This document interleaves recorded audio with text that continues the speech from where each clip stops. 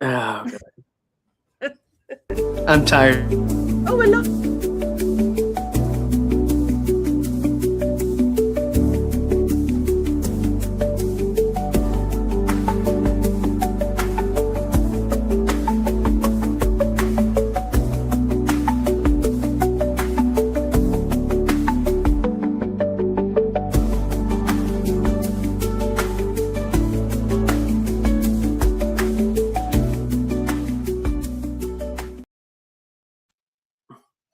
Hey, We are hey. live. Hello, Yeah. everybody. If anyone's Hanging here. out.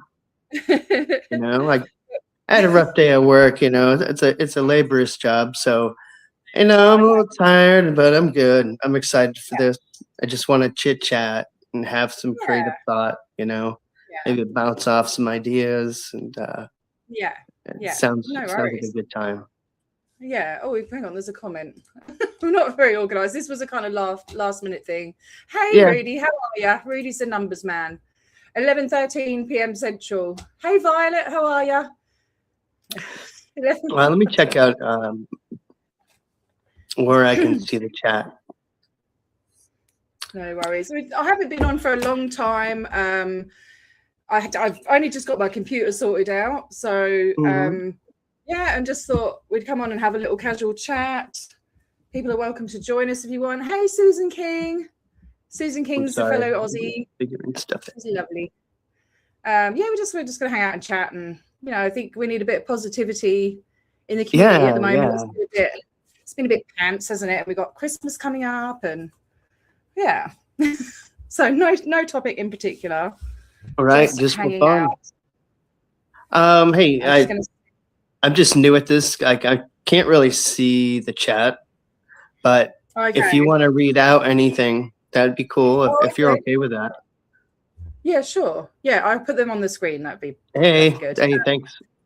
So you're doing it on a phone? Yeah, yeah. Yeah. Doing a So I'll give a quick little introduction of who you are, if that's all right, Matthew. Yeah, sure. I mean, this is gonna be fun. What are you gonna say? So this is Matthew, everyone. He's a friend of mine. Hello. He's been on my channel before, where it was supposed to be like an interview, but it was just it was quite lengthy, and we both have ADHD, so lots of tangents and Oh possibly yeah, hard bouncing for around. ADHDers to be harder for them to follow, perhaps. But nevertheless, that is us. Take it or leave it. Matthew is an ex-Scientologist.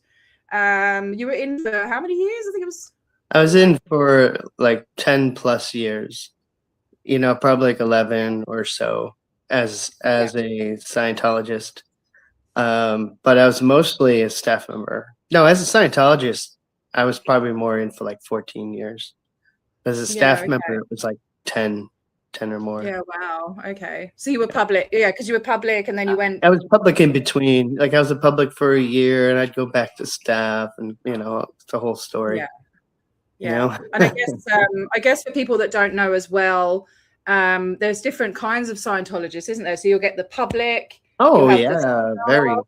They have their own little it's like a spin-off series. Everyone has their own spin-off series. Like you'll watch the public show and you'll see how public act. Public always act the same way, or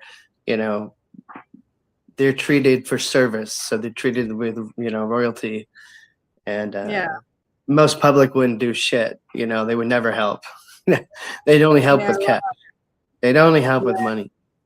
And there were some that helped, but man, it was like pulling teeth. And I had to be one of those recruiters sometimes. It was a pretty tough spot. Yeah. I do find that you don't see many of the publics on the tents and stuff, like going out and doing. Well, they're probably pretty uncomfortable. I mean, some of the public, I mean, they're normal people. Like they're not born in it, and some went past the PURF and now doing their TRs and objectives in the academy as brand new people. And so they look at TV, they look at that stuff, they look on the internet, and maybe they're not supposed to, they get caught, but all the new people will still do it. You know, they're going to hear it from people. And I mean, that makes a lot of waves. It's pretty awesome. Yeah, I think someone, I think it was Christy Watcher, who does the website, I can't remember what it's called, Scientology, I don't know, the website that does all the completions and stuff. It says at the top of there that 80% of people that go into Scientology do a couple of courses and then leave, you know? Yeah. How much percentage? 80%. Yeah. I definitely. Yeah. They're kooky. They're kooky, aren't they? I mean, Jesus. What? So like, yeah, man, we pushed hard. We pushed hard on Thursdays, and we pushed hard all week to like get our Division 6 statistics up, which is like new people in, new people on course, new books sold to new people, you know. And I was in there for quite a while too. Thursday is payday, isn't it? Thursday at 2. Dude, no, it was Friday, I think. Oh, it was Thursday at 2 because we used to say Thursday was 2 the worst day. What? We say sometimes, I said it to the guy in Edinburgh, Thursday at 2, we're thinking of you, because that's the that's funny. I like that. Yeah. I like that. Well, yeah, because, you know, some of them don't get paid. I like that. Thursday at 2 it wasn't 2 o'clock that was so, wasn't the worst part about Thursday. The worst part about Thursday was the staff meeting. Staff meeting was just like anxiety to the core. Was that at 2? No, that was late. That was like at 10 p.m. Dude, we'd be up to like late. It's supposed to be 6. You know? Yeah, right. It was such a serious environment. You know, we're all writing our conditions. We have to write our ethics conditions considering what the statistic was for the week. So if you were down if your statistic went down, you were like, oh shit, you know, I got to speak in front of everybody and tell them what the fuck I'm going to do to fix it next week. So that's another example of public shaming. It was fucking horrible. I hated it. It was so anxiety driven. And I didn't really have any control. It's public shaming, isn't it? It's publicly shaming people. Oh yeah. It's one of the, you know, I think that's what I have to learn too. I have to learn some of the terminology because to see what the contrast is. I think that was good. You know what you just said, public shaming. I never thought of that. Yeah. And you know, that's a true thing. Yeah. You know, I know. Yeah, I mean, I've studied a lot about. I mean, I'm always studying about cults and the way they operate and how, you know, especially the mind control aspect. It really fascinates me and disgusts me at the same time. You know, it's just so awful. Yeah. Yeah, but I think that, you know, if you can learn about it, then maybe you can try and somehow unravel it. But yeah, public shaming is definitely a huge part of Scientology, but also it's a huge, you know, that's a really cool thing to talk about. Because staff meeting was dreadful for me. Yeah. It's dreadful. Yeah. To others, it wasn't. To me, I didn't know what I had then. I had no clue what I had. And I'm in a space, I'm in a mental prison where any kind of real help is forbidden, you know, because they're like, it's evil and they brainwash you on right away. And so I'm trapped thinking, oh, I have the right place. I'm in the right place. I'm on staff in the right place. This is great. Yeah. And you just, you know, I have to get my classes for that. I can read it out. So Mad Drop Bear, another fellow Aussie, and he said, it reminds me of that Love Has Won cult. Their leaders were abusive with their shaming of their devotees. I've never heard of Love Has Won. Wow. That's interesting. Love Has Won. Where's that based? Was that Aussie or in the US or worldwide? I haven't heard of that. Oh, yeah, public shaming was a heavy role in Scientology. I've never looked at that before, and for you to bring that up makes me see things in a different facet, and that's cool. Thanks. Oh, okay. This is what I'm looking for. Conversation. Oh, I got loads of that, mate. Just pick away. Get that pickaxe and just chip away and see what comes out. I just don't want you to be like triggered, or because I know how. No, if I do, I'll say something. If I'm like, I'll say something. I mean, I've still discovered stuff about my abuse over the last 2 years from this community. That's why I value and love this community so much. I've discovered all sorts of stuff, and it has triggered me and put me into a bit of a spiral, and then I come back out again. But since having the shots, I'm a lot better with that now because I'm out of fight or flight. But yeah, you do. You learn a lot about yourself. You did the shot? Yeah, I got the shots back in. When was it? That's amazing. Okay, because I know, I'm going to look at that, and I know somebody who might benefit from that as well. Yeah. I mean, it hasn't got rid of my depression, No, I understand. I understand. It's taking me out of that constant fight or flight, and where I was just burning myself out. That's really nice. But due to my situations, in my life and stuff, it's not easy for me to kind of take a break anyway. Which is what I need to do, like to fully utilize the effect of the shots. I would have to, take some time out and do some self-care, and I just can't do that. It's I do everything here. I just had to go and kill a fly because my son, he just can't deal with flies, spiders. I'm the spider killer. I'm the person who mows the lawn, cooks the dinner, cleans the house, does all the washing, goes to work, all the driving. I do everything. So I don't really, I don't really get a chance to do anything else. Well, you've got a lot of duty on your hand. Yeah, you've got a lot of responsibilities. Well, a lot of people have had a lot. I'm not looking for sympathy or anything. Just no, it's true. It's just truth. It's okay to be acknowledged. It's okay to be acknowledged. I know what that feels like, a little shy, but it's just okay. Yeah, there's a little bit of a delay, so I'm really sorry if I'm interrupting, Matthew, everyone. But there's a little bit of a delay, so I don't know if it's my end or your end. I think it's yours because you keep freezing. Okay, so I'm going to ask you a question, and then you're going to answer. Okay, ready? Sure. I love questions. Okay, so we'll see if there's a delay. It's a stupid question. I just want to see if there's a delay. Okay. What's your favorite fruit? I don't like fruit. It wasn't a bad delay. No, I think it's good. Yeah. Okay. That's a good answer too. There you go. Wow. I love grapes. Grapes are great. Hey, Mama. I don't mind bananas. I don't know. I have a bad cough. I'm sorry.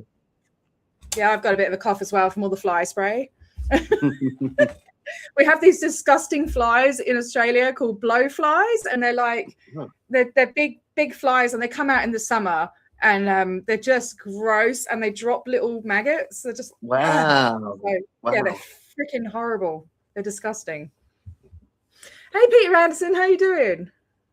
Hey, if reincarnation exists and people become what they are this lifetime, that's a pretty nasty creature to become. Certain people deserve to be that next life. Mad. I got bitten by a horsefly yesterday for the first time, and it was horrible. Horsefly? Oh, yeah, they're really big ones, and they really sting. But I remember getting bitten by those as a kid. They don't drop maggots though. Horseflies. They're disgusting. And you know what? They're pretty tough too. You smack it and it just flies away. Yeah, they're pretty tough. Yeah, they're buggers. They're absolute buggers. I don't know. Have you got any plans for Christmas? Are you looking forward to Christmas? Absolutely. I never take vacations, so I'm finally taking a vacation. Oh, you are? Oh, that's lovely. Christmas, yeah. So that's pretty sweet. Yeah, we're heading to Georgia. Nice. Okay. Yeah, it's nice. So some time off. I don't have to think about my responsibilities, just me, my wife, and my daughter, and have a great time, She's Oh, 9 that's years so nice. old, such a perfect age. Oh, lovely, So great. lovely. So great. Yeah. Oh, that's so, I'm so happy for you. You've got such a beautiful family. Your wife Thank is you. just I'm very fortunate. gorgeous. Very fortunate. Yeah. I can't believe I have this, you know. It could have been a lot worse. You deserve it, man. You know, I hope you don't think I appreciate it. Yeah. Yeah. I know I'm very thankful somehow I got out. I mean, my story, I should definitely say it again. I did say it once publicly with Natalie back in the day. But to say it again, you know, I could say it a few times because it's pretty whacked, you know? And it's like, I don't know if there's other people that went through what I did. You know, I don't know if it is unique.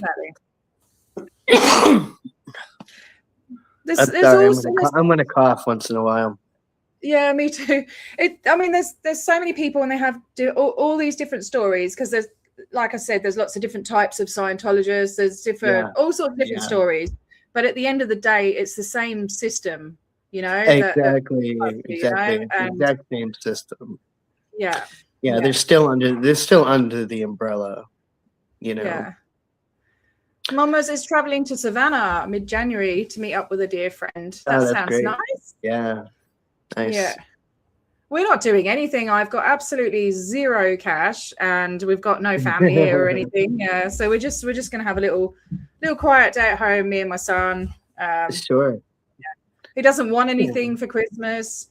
He tells me off. He goes, Mum, don't buy me so many presents. And I'm like, what's wrong with you? You know, yeah, he's different. He's different. I love him. That's great. It's nice to have, you know, a son so supportive. You know? So nice to see you, Kelly. We're just chilling out. We're just hanging. What does Susan say? When one has been abused in a relationship, it's easy to relate to a cult. Trust and being hypervigilant is a problem. Absolutely. Absolutely. You know, I told my story as well, but I can't remember if I took it. I think I took it off my channel. I was going to edit it. And I think it was in 2 parts as well. It's very long. Hey, Kelly. How are you? Yeah, lovely to see you, Kelly. Now I've got this sorted. I want to have the wonderful Tori on my channel. That would be amazing. Absolutely amazing to have her on my channel. Yeah. I love her. Absolutely love her. Mm-hmm. And yes, Peter, it's wild. It's the summer holidays here, so I've had a busy couple of weeks. We've had graduations and parties and work and orientations for new schools and stuff because he's going into high school. So yeah, it's been like just so busy and really, really hot. So it's the summer and Christmas holidays here is all in one. So it's like 6 or 7 weeks. 6, 7, and then your kids get a break off from school, you know? Yeah. He's finished now. So yeah. he's chilling out with the cat at the moment. Oh, me too. That's funny. My cat's right here. I'll see what the temperature is here. There's my kitty. Oh, your cat is so cute. Have you just got the one? No, I have 2. Hello. Oh, so sweet. She is. She's amazing. And she's the best. 4-year-old. We've got a little 4-year-old cat, and she sleeps next to my son. Like she curls up next to him that's nice. in the middle of the night. Yeah, she's super sweet. What's the temperature now? The temperature is great. I love the animals. 27. It's only 27 degrees here at the moment, Celsius. So I don't know what that is in Fahrenheit, but yeah. I don't know. It has been hot. Yeah. So, but I'd love to go on a road trip. I'll see because I never do it. Never do it. So it's going to be. Oh, I used to do loads. Yeah, I have to tell myself like, just be chill and let my wife control it. Like I just need to like let go, you know, and not be like, you know, my mind's gonna be moving, so I have to be like, okay, just chill, you know, enjoy whatever happens. You know? Do you find it hard to do that? Do you find it hard because of like the ADHD or whatever? I do. Like definitely, yeah. But at the same time, I'm crap at making decisions. So I like someone to make the decisions for me. But when I'm if I'm working in a group, I hate working with other people on the same project. Or like on the same thing, because it's like there's like other minds and they're putting their opinions and they don't match with your ideas. And you're too fixed on your ideas. So, and you're like, it's really difficult. Like they're doing it wrong. If they just did it, like, just change this little thing, and then if they do it their way, you're like, really, I don't like it that way. And, but if I do it my way, they don't like it. And you're like, this conflict, but. Oh, thanks, Mad. I don't think that all the time. Yeah, no, it's hard. You know that it's your brain being annoying, and you just sort of have to tell your brain to shut up. But it's hard. No, it's true. It's absolutely true. Yeah, Mad. I will go for some more walks. It is a bit hot, but I might go down to Scarborough Beach and show everyone Scarborough Beach, because we do have the best beaches in the world here in Western Australia. I'm not biased or anything, but they are stunning beaches. Nice. Yeah. So we could go through some of your story if you want. That's cool. That's cool. I'm not like the best at interviewing, and I'm trying to. No, this is the way to do it. This is the way. Just let's like open talk. I'm not the best at interviewing either, but this is good. Just open talk. I did prepare some questions. You did. That's cool. I did. Nice. So we can give it a go if you want. Yeah, man, let's go. Yeah. It's quite deep, and I know you like. I don't know. I know you like to kind of. I think it's a bit deep. I don't know. No, it's probably. Like, I'm just thinking, I don't see, I'm overthinking everything already, aren't I? No, that's all good. Yeah. We're a right pair, aren't we? All right. So what was going on in your life when you first joined Scientology in Boston? I was living at my parents' house. I was upset with my friends. I think I just had recently at that time I had like a bad trip of acid. Oh, God. I did acid a few times, but that I remember one time was bad, and there was a friend in our group, and this is when I'm a teenager, I'd say probably 18, 19. That's a horrible time to do drugs, and that's the point where. When I look back, I think that was the environmental factor to my schizoaffective. It's definitely in my family in different shades. Okay. But I look at, that's definitely environmental. Like that would add to it or help create it. Yeah, so it made a lot of sense. Even though, I don't encourage people to do drugs, that's for sure. But it normally develops around that kind of time, doesn't it? But I would have thought that exactly that's pretty wild too. Hallucinogenic, like, might have given it that little kick, Yeah, exactly. Yeah. And I was like 19, 18, and let me see. I think the first time I ever did it, I was 16. That's bad. Wow. Okay. Yeah, that's bad. You know what I mean? It's just like that's brain damage. Now that I'm an adult, let's just face the facts, right? And because your brain's not fully developed, and so if you're doing that, you're just playing with fire. Yeah, I don't regret it. I'm not like distraught over it. Maybe I am, and I don't even know it. You know what I mean? But like. I never talked about it, but I'm really not troubled that hard to talk about it. Yeah, and, I mean, it was a long time ago, and when you're exactly. I mean, I was smoking weed and drinking when I was 14. I was pretty different in many ways. Yeah. And so at that time, I was kind of just on my own, and I liked to be alone. That's another factor. I always liked to be alone, and. Like I'd go in the woods by myself, I'd go drive somewhere by myself. I'd go watch movies by myself in the theater, and and so I would get into philosophy. I really got into philosophy, reading about like the Tao and reading like some cool like Asian philosophies. You know, I love the yin yang. I still love the yin yang. Such a great symbol. And I do reference that a lot, especially to my son. Yeah, it's a great symbol. And actually, I have a haiku for that, and I'll post it tomorrow. Okay, cool. I love your haikus. I have a haiku dealing with yin and yang. Kind of funny. Okay, awesome. So you were into all these spiritual kind of I remember like there was a really popular book at the time called the Celestine Prophecies, and anybody in my generation like age would know what I'm talking about probably. I think I've seen it, I think, but I haven't read it. Yeah, it was just I never even looked at something like that before, so I'm like fresh eyes and fresh mind. And I'm like, wow, this is easy to read. Oh, wow, this is interesting.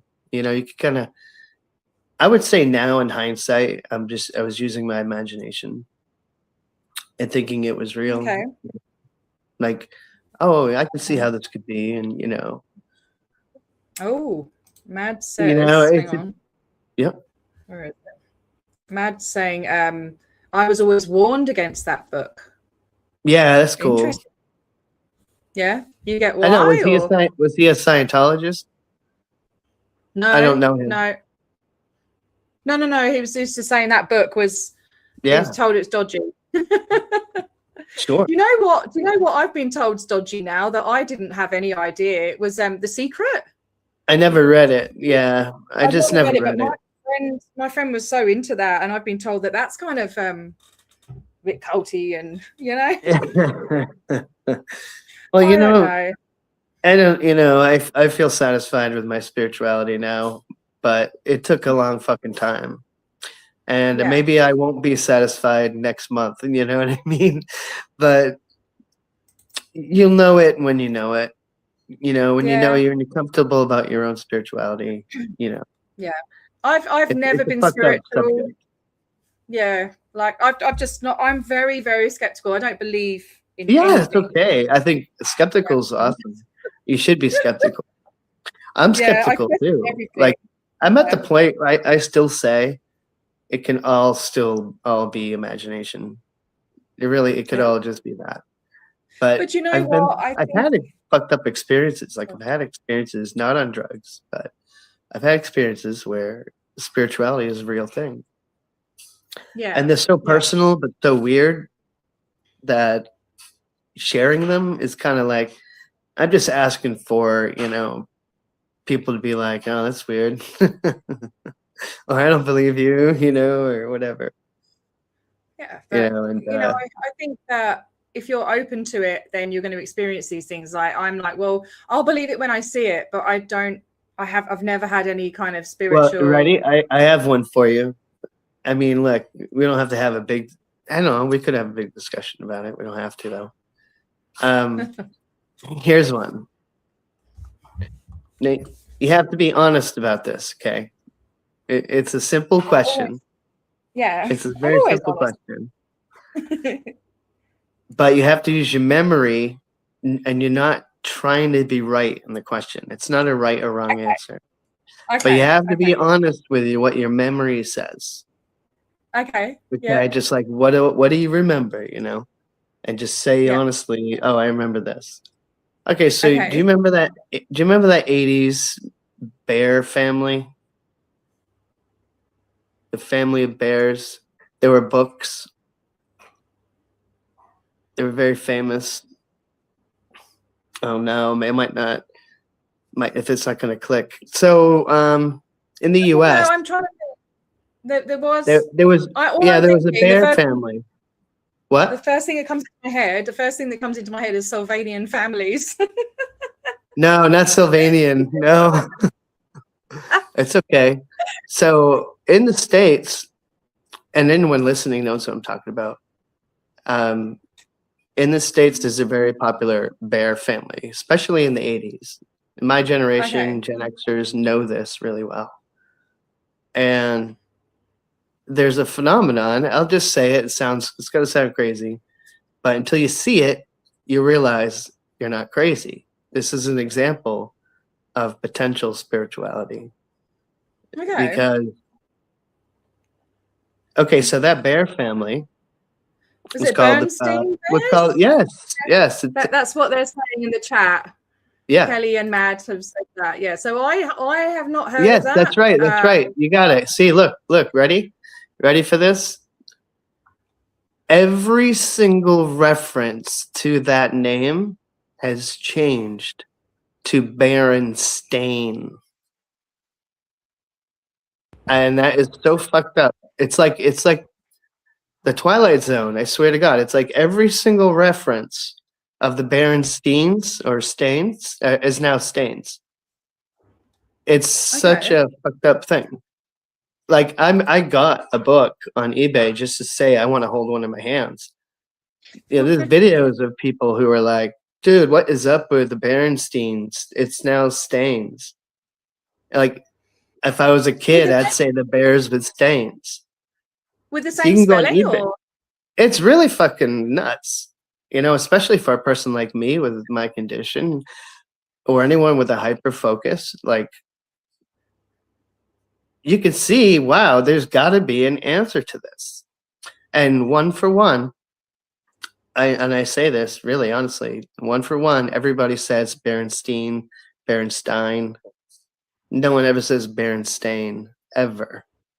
And these were very intimate books. It's spelled Steen, isn't it? What's that? I'm trying to think, so the spelling, I would say Steen. Yeah, exactly. Everyone knows that. Yeah, but when I used to live in Brighton, they had a place called the Old Stein, and it was spelt like that, but with an E on the end. Oh, sure, okay. He changes the sound thing. well, so. I had like a mom and pop store that was from a Jewish family, and their store, the Mandela Effect, exactly. That's what it's called. But the Mandela Effect is like, this is the way I introduced the Mandela Effect. Only hold on to the things you're 100% positive about, because there's 1,000 or 10,001 different Mandela effects people claim. But some are not 100%. What's that? What is the Mandela Effect? I don't know what it is. Well, it's the name. They should be called, honestly, it should be called the Berenstein Effect. It really, really should. Okay. It really should. But Mandela Effect, this is something I don't remember. But they say that Nelson Mandela died in the 80s. Okay. And then he's still alive in the 2000s. Like, it's like, wait, what the fuck happened? People woke up to that and be like, no, you died. See, to me, as an individual on this Mandela Effect, I'm like, it's not true to me. Maybe it's really true to somebody else. But to me, I don't have any understanding of that. Like, I just don't. I'm not going to believe it. So then, there's another one. Oh, dude, you'll have. But was he actually alive or in the 2000s? I really don't know what the fuck's going on. Like, I didn't. So that's where Google comes in, right? Because no. I'm going to say why. No. Okay. I'm going to say why. The whole history has changed. It's the weirdest fucking thing. And I mean, any word clearer, like if Nora's watching or watches later, any word clearer, you have to know it was Berenstein. You grew up that way. If not, that's cool. If you actually remember it being Berenstain, I would like to know, because you would be 1 out of 1,000,000. I would like to see that. And I joke not. But any other word clearers out there, or Scientologists who remember, well, maybe even word clearing that word. Now, what's fascinating about this too is that saying, look, the classic example is to describe to me the moustache man from Monopoly. Oh, that's a good one. That's a good one. I know what she's going. I don't know where this understand one's going. I don't understand. That's a good one. Yeah, that's a good way to ask it. So well, he's go got ahead, a round answer. face and a top hat and a monocle and a oh shit. You and everybody else said that. He doesn't have a monocle. He never did. Ever. He does. He has to, because Jim Carrey did the thing with the do not pass go, do not collect $200 with the guy when he. Oh, no way. Where was that? I think. Let me look it up. No, you're probably right. Because listen, there's a thing. There's this thing called. Listen to this. There's a thing called residue. That's what people call it, where you'll find residue of the real name inside like TV guides or inside things like people will actually, when they type Berenstein, and you'd even see people on eBay. He's got a mustache. I'm looking him up now. Hang on. I'm looking him up now. Yeah. He's got a mustache. Yep. Like, okay, was there a certain point in time when he stopped having a mustache? No, he has a mustache. He always has a mustache. Always. A monocle. That's a big. No, what did monocle. Exactly. No, you said he never didn't have a mustache. No, he never had a monocle. Per the Mandela effect. Right. Let me see. Can we see that? Oh no. I'm like 90% sure in my mind about that, so I'm not 100%. So I don't take it as a fact, but I take it as like close. Okay, so when I was younger, I used to watch the Four Turtles, you know, Leonardo, Raphael, Donatello. Oh yeah. And right. Yeah. And Michelangelo. What did you call that show when you were younger? What was that show called? Wait, say it again, please. What was that show called on the telly when you used to watch it? What was it called with the turtles? Oh, the Teenage Mutant Ninja Turtles. For me, in the UK, it was called Teenage Mutant Hero Turtles. Oh, and that's too funny. Right? Yeah, no, that's fine though. Look, but that is documented. Yeah. That's documented stuff. Like you can trace it back and say, oh, here's where it changed. Here's why they changed it. It's probably just they don't want the word ninja in there. It didn't change. I think what it was, because I was like, because that was just playing. I'm like, what? Why are you saying Ninja Turtles? And so I go in a deep dive and the research and all of that. And it was just called Hero Turtles in certain countries. And it's the same with there's you probably know this movie with what's his name? Oh geez, he did a movie playing that really big fat guy. Anyway, I think you guys call it Encino Man, right? Oh yeah, that was a good one. Yeah, I remember that back in the day. I know it as California Man. Oh really? Yeah, that's interesting. California Man in the UK. So is it not just different? Well, that is different. No, it's not. It's beyond that. It's beyond that. You literally cannot find an actual. Oh, here's another one. Oh, I got another one. I need to find it. Okay, you ready? This is another question for you. But you have to think and be honest, okay? Don't try to be right or wrong. Just be like, this is what I know or don't know. Okay, so have you ever used Fruit of the Loom underwear or whatever? I used to have a sweatshirt when I was younger, yeah. Sweatshirt, great. Okay, so Fruit of the Loom, what did its logo look like? Oh, God, now you're asking. That was a long time ago. If you don't know, it's okay. That would have been 30 years ago. Well, what do you remember? It had like fruit on it, I think. Yeah.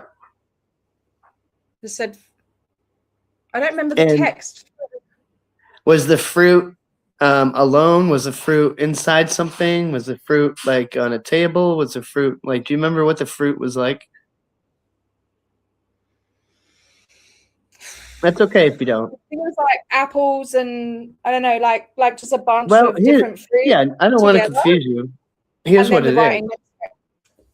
Here's what it is that it was always in a cornucopia, in like a wicker basket kind of cornucopia kind of thing. Yeah, possibly. I can't remember. And that cornucopia doesn't exist anymore. Okay. It's fucking weird. It's really, really weird. So all I'm trying to get at is this, right? You're going to have fun with that. You will. I only have 2 that I'm very certain about, like 100%. And that's the only ones I keep. I keep the ones I'm 100% about. And the others, I keep it on the, potential. If others think they're 100%, that's cool.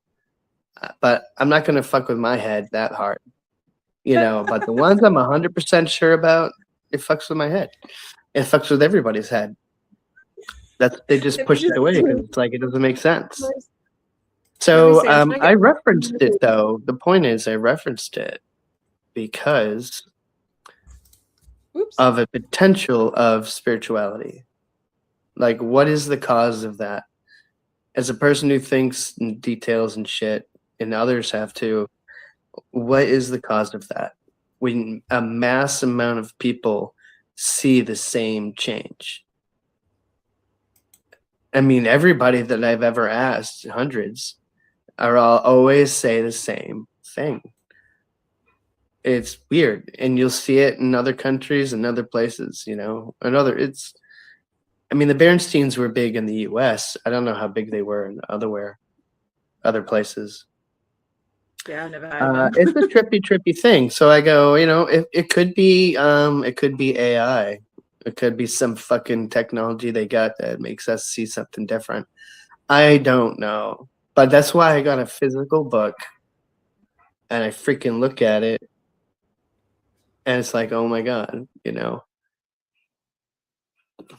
Oh, it's just me. Yeah, the Mandela effect's pretty amazing, but I'd say look at it pretty carefully.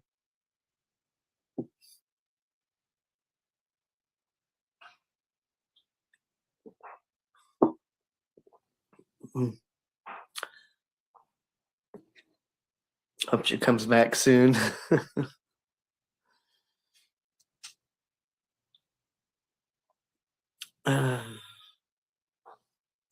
So I got my Frosty. He's chilling. And this is my favorite. This is Snowball. What's up? What's up, yo?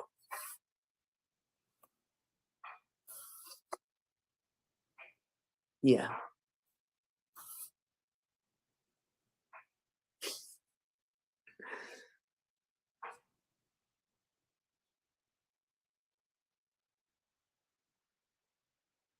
I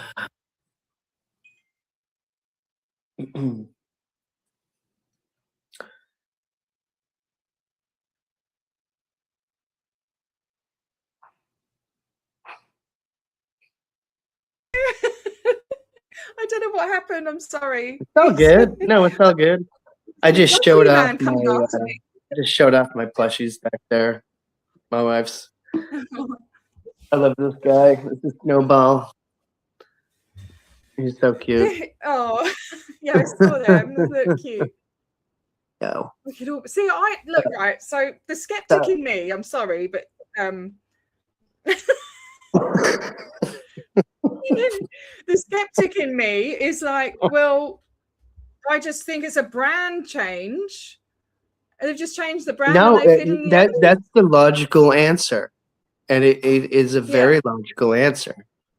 That's the point of this Mandela effect.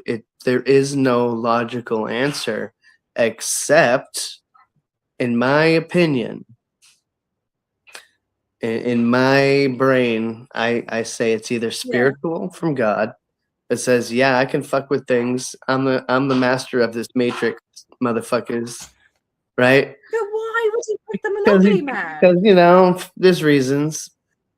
But or it's like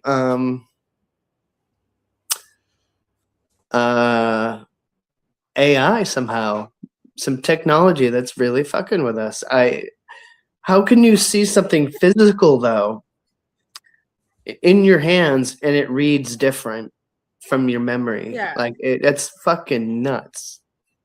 It's literally people could call it a miracle because there's no explanation.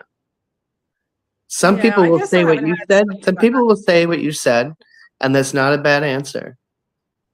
And they'll stick with that and not think about it again. But in my opinion, if you really think about it, how the fuck does that really happen to that many people at once? It's an eye opener, in my opinion. Yeah. Okay, if I was. Yeah. Okay. You know, there's an answer for it. After it's been around, I think, since 2013, 2014, when it really broke. And it's been an issue. I can guarantee you, I don't know this as a fact, but I can guarantee you that the Mandela effect have caused a lot of problems. I remember a lot of problems. I remember when I was fucking in it, like in 2014, and I was trying to explain to my family the Berenstain Bears. They wouldn't click. It wouldn't click. And I just was like, they just thought I was fucking nuts, which I am, but you know. You're not nuts. No, you're not nuts. I know.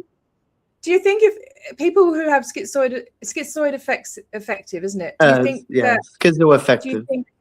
Yeah, and I don't mean this to sound in any way ask away. Or anything. Just trying to understand. Yeah, please. Because I don't know enough about it to comment in any kind of like, do you know what I mean? Sure, but just curiosity. I feel like insulting just saying it. No, please ask. You know, is it partly like, is there a part of that condition that can make you delusional or paranoid, or would it feed there is. into that? Yeah, there is. Would it feed into that? I'm able to understand it because when I look back at past experiences, I can say, oh, okay, now I can see the delusion that I was in. Because you get out of it too. You get out of it as well. Yeah. Okay. You know, and we have a very strong trait of having strange beliefs that we believe in, even if it's disproven. You'll read it in the description as well.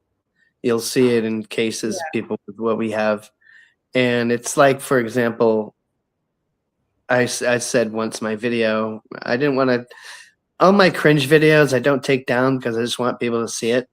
I don't care. You know, I think it's very interesting just to be open. And then you can see the change I've gone through. But I made a video called The Dancing Sun. Okay. And it's a very true story to me, where I actually saw the sun move and dance. And I thought that was a fucking miracle, but I saw it twice. It's nuts. It's the story's there. I believe it because I experienced it, like really hardcore, in my opinion, what I've experienced. Others would be like, it's just not believable because how does that happen? But from a scientific spiritual shit happens. It could just be spiritual. You know, I interpret it as spiritual. And that affects the person, you know, and was it real? I don't know. I do believe it was, but what if it wasn't? I have to actually ask myself that. And it's hard to, but then you like, actually just, you know, be honest with yourself. It's okay to be honest with yourself. Ask yourself hard questions. You know, you got nothing to be afraid of in that. Yeah. And you know, I had to say, like, what if I imagine the whole shit? And because of that, it actually made me atheist for a while. I did do that. And I was like, yeah, it's just my fucking brain. Right? And I threw away my spirituality. In a sense. In a sense. It was devastating though. Like I actually couldn't be without it. I just kind of like came back and like without it, I was super depressed and da da da. And Mm. I welcomed it back, and it was a good transition because it's kind of like helped me bloom a bit more into Yeah, right. understanding my own spirituality. It's a blessing Yeah. though to have a sense of who you are, a sense of your spirituality. It's okay to look, you know. It's so interesting because I think you were brought up in quite a religious home, weren't you? Or No, no. you were? Oh, I thought you I were. was brought up as Catholic, but Right. just the basics. Just like, Yeah. okay, Sunday we're gonna go. My mother was went to a Catholic school, and she adopted some of the Catholic ways of life from there, or theories. But we never Yeah. applied it in the house. We never talked about it in the house, ever. Okay. My Yeah. mom would pray to Saint Anthony, and it would work. You know, whatever you want to think about that. But you know, she had a good faith. She still does, but she keeps it completely to herself. And she Yeah. never Yeah. enforced it ever. She never enforced it. So, which is a nice thing. So I didn't have that horrible experience of any kind of religious abuse. Yeah. Um, Yeah. I was in the Catholic Church, though, as far as being, you know, a member with my mother and my sisters. You know, we'd go every Sunday, and then I'd go to Sunday school with the rest of the kids, who are usually kids from my, you know, regular school. Yeah. And we'd goof around, you know, we'd you know, harass and shit. We're 10, 11 years old, you know. Yeah. And then we were done with it. Even my mother, though, I really respect this. My mother taught each of her kids. I have two older sisters, but she taught each of them through Sunday school. She was a Sunday school teacher until we got through. So it's like she did her responsibility in her mind. You know, she got her ducks through, you know, the moral school of, you know, Christendom, and, you know, but it was never used in the house. It was never demonstrated. Okay. You know, and, you know, there's a whole thing with the house I won't get into, but, you know, it's The reason I asked, Yeah. I think the reason I asked is just wondering what I don't know, what got you into spirituality? Oh, good. That's a good question. Yeah, really good question. Yeah. It was, I think it theoretically, maybe it was the beginning of my schizophrenia, or I shouldn't say schizophrenia because they're very different. That is very different from schizoaffective, or even a lighter form of schizophrenia. Schizophrenia can be pretty severe. You know, it can be a lot severe. From my knowledge. Sorry. Yeah. Thank you, darling. Oh my God, that's so Beautiful. generous of you. You're a sweetheart. Thank you so much.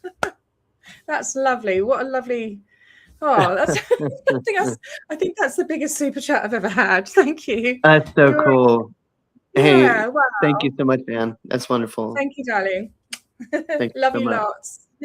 And night, have sweet dreams. Wow, that's amazing. That's beautiful. Anne's such a lovely. Anne is a huge supporter in the community. She's lovely. So now totally sidetracked. No, the reason I asked that is because I'm like, how did I get into spirituality, right? Yeah. So I was around, I'm guessing 16 roughly, and I felt it. You go like, wow, it's life. And I had these perceptions where you think deep, you know, just watching tall grass blowing in the wind, and you get deep thoughts.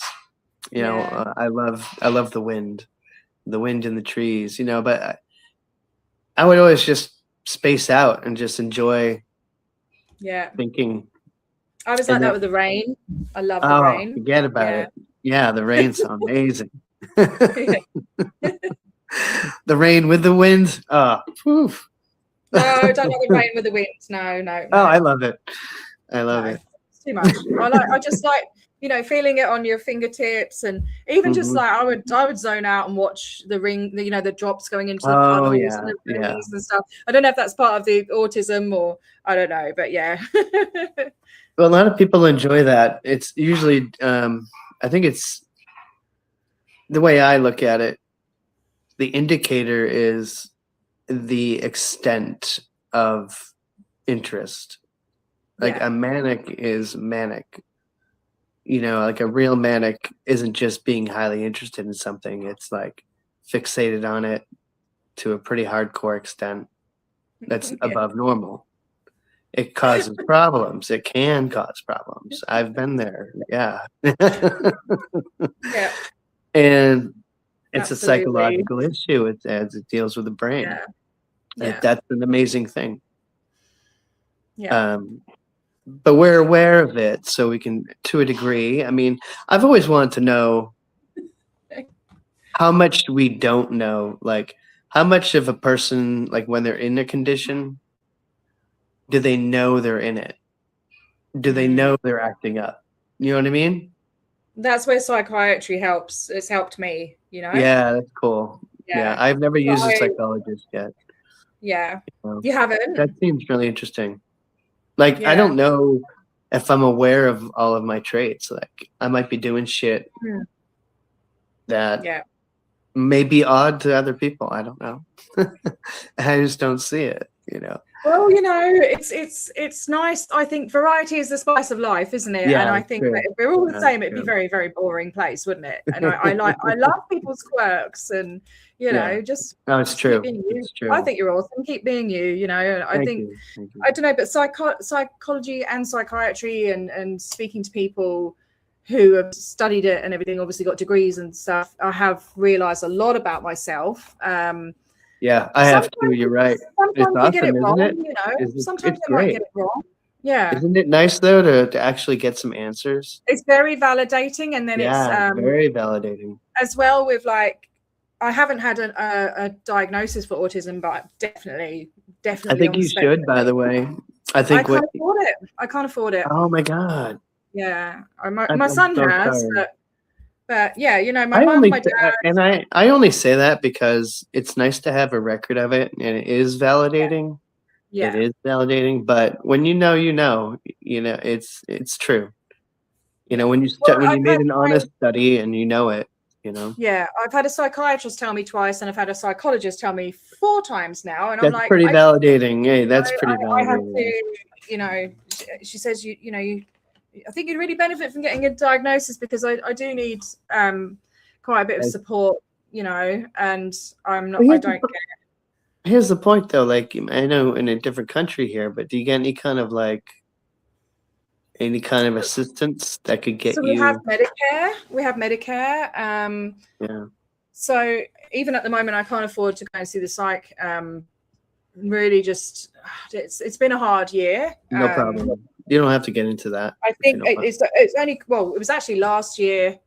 You know, ended up going to the UK 3 times. You know, because my mum got cancer. No, I had my annual trip, so we go there every year, which is all my tax return goes to visiting my family in the UK. Then my mum got cancer, so I was trying to save up, you know, just to have some money for my son when he leaves school, like maybe towards his first car or whatever. That all went going to see my mum, you know, to help look after her while she had cancer. And then, like, I think 4 or 6 months later, my dad dies, you know, I'm like, oh, it was just so like, just been so thin. It's been shocking. Yeah, I'm sorry. Oh no, don't. I mean, really, that's heavy, you know. But I don't even know why I started saying that. Hey, you know. Hey, gonna one day. another beautiful person in the community is gonna one day. A fellow Aussie. Thank you. I will make sure I give him hugs. Yeah, I've done all the screening tests and everything. I'm definitely autistic. My mum, my dad, my brother, I reckon a couple of my sisters as well. My son, you know, my grandfather, all autistic. Yeah. You know, you pretty much have your diagnosis, you know. It's true. You already have it. Yeah, I mean, I've got I tick all the boxes, and I definitely struggle. I might not seem as though I struggle with things, but that's the thing with females, you know, they present very differently, and especially as adults, because we've got these coping mechanisms ingrained as we've had to cope throughout our lives. And like, I'm actually in person quite a shy person, believe it or not. I'm very shy. I don't go out. I'm very, very worried about what I'm saying and upsetting someone. But also, like, for instance, with the school mums or whatever,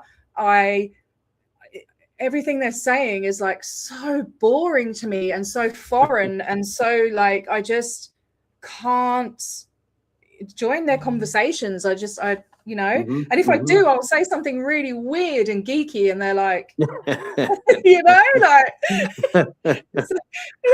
I remember I used to work on a cattle ranch, right? And at the end of the day, I was the only chick, and I'd be out doing yard work and working with the cattle and stuff, and we'd have what they call a knockoff table, and there'd be this big long table. There'd be about 12 men and me.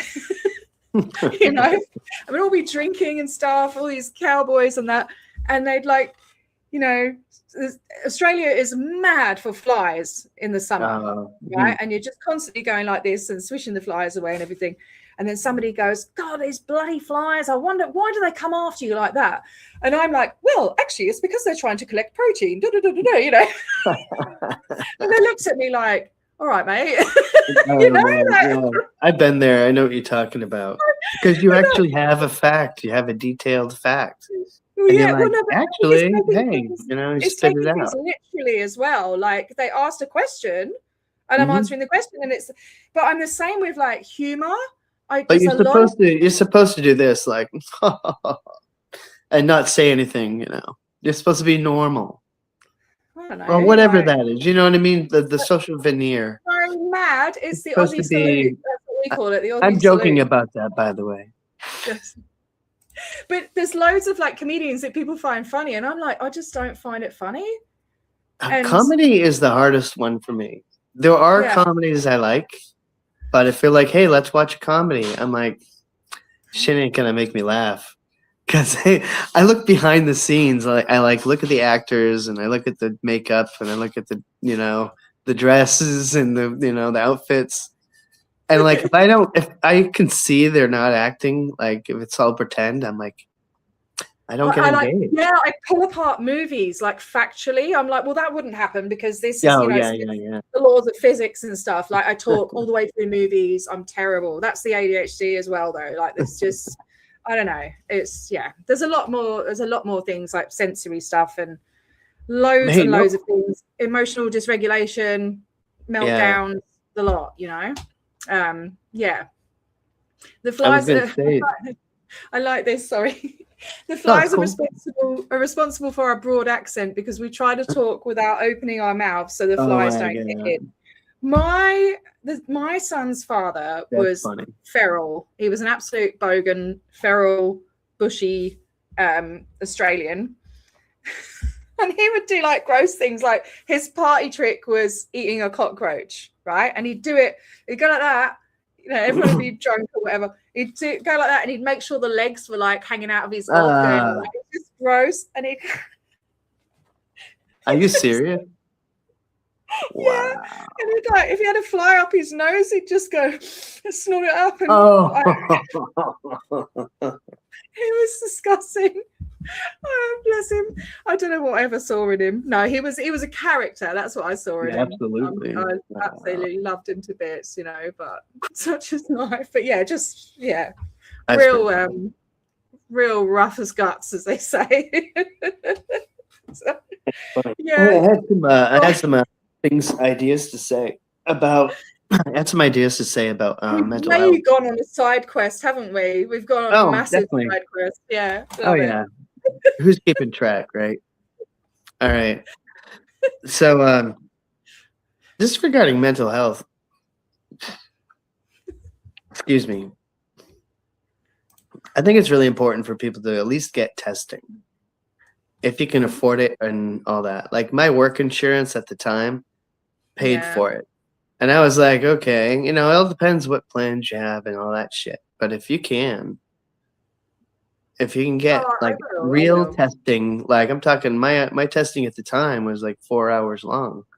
It was really I've got someone lined up. I've got a really good person that it specializes in female diagnosis as well. But I just at the moment I haven't been working as much.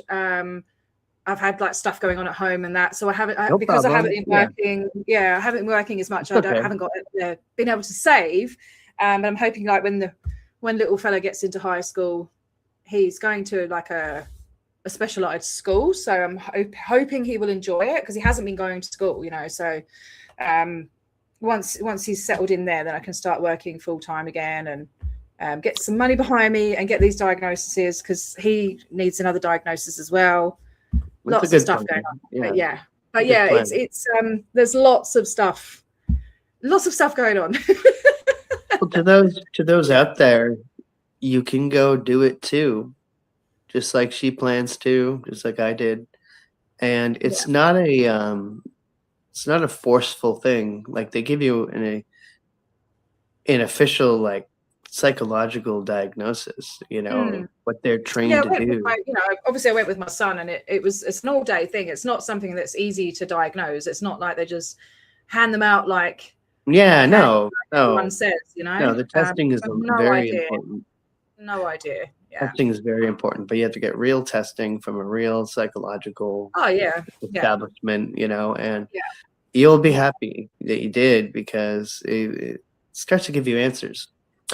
What I realized about the truth about psychiatry, which, you know, being in a cult, Scientology, they said it was basically it's like the equivalent of, it's like the worst thing possible. You know, I don't want to describe what they think about psychiatry, but they really steer you away from it. Well, don't they believe that they should all be murdered, basically, or R-worded, or I've heard. Well, they think they're the. All right, I'm going to be honest, right? Oh yeah, I know. They are the sole reason or cause for decline in this universe. They are the people that work at the implant station, right? Yes. Something like that, dude. Come on. Evil this guy is so schizophrenic, dude. Yeah. Do you reckon he was on drugs, bro? He was on some drugs. Yeah.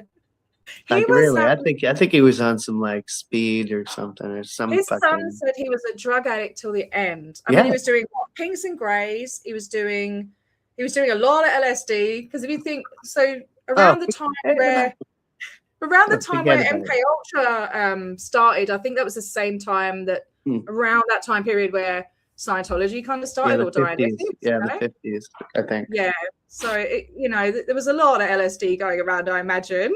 Very much. And two of his wives, geez, Louise, it was Sarah, and who did he have after Sarah? There was.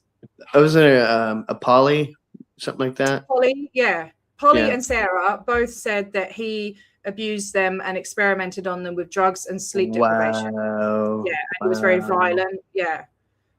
So there was all that going on. He was giving his son amphetamines at the age of 10, like heaps, just kept giving them to see how, do you know it, like mad shit. Oh, Mary Sue Hubbard was the last one. Yeah. Hubbard had 3 lives. She went to jail for him. She went to prison for him. She was ride or die. Yeah. So there was a lot of drugs going on. And there was an actual first-hand account from one of the Apollo ladies. Who was it? I can't remember who it was, but walked in and said he had a chest full of pharmaceuticals and drugs, you know. Oh, yeah. Was it John McMasters, actually? John McMasters, who was the first clear, I think. He said, he had like a drug chest on the ship. But there was also another lady that was looking after him or whatever on Las Palmas, I think it was. And he said he was wired on all these. Yeah. I totally believe it, because when you listen to the stuff you're posting, which is great. I remember as a staff member listening to those and being all excited about it, you know. At what point, as a staff member, do you start listening to the space opera? Like, how does that come into play? Well, check it out. Ready? Let's role play, okay? Oh God. Okay, so I'll be the bad guy. I'll be the OT, right? It's bad. OTs are meant to be good, aren't they? But they're not. I know. The truth is, they're not. They're lying to us, consciously or unconsciously. Like they either know it or they don't. But they are lying to us. They've had their egos expanded so much. Yeah, that they are a complete fraud. Yeah. They are a complete fraud. And I'm sorry for those OTs who have to face that fact. It's going to be difficult. Julie. It's very difficult. Thank you, Julie. Julie is another amazing supporter. Thank you, Julie. Beautiful soul. Thank you so much, darling. It feels like Christmas today. It's wonderful. It's wonderful. You deserve it. You deserve it. No funny comments because Gunnar One Day is driving. We don't want to make her happen. Anyway, so you're OT. Who am I? Oh, okay. Yeah. Okay. I got to think about this for a second. Hold on. Okay. Am I the vulnerable and, the fresh meat? Or am I like a new staff member who's looking to have an inquisitive new staff member. Yeah, with an inquisitive brain. Yeah, you're a new staff member. Yeah, okay. You've been around for a few months. Yeah.